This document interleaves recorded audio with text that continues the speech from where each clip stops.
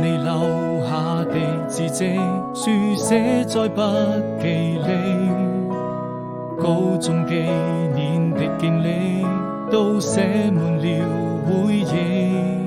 鈴聲又響起，時光總是讓我記得你。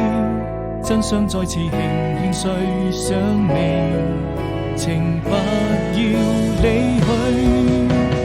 那一年夏天，外面下起了雨，我們肩並肩看着未見天空多美麗。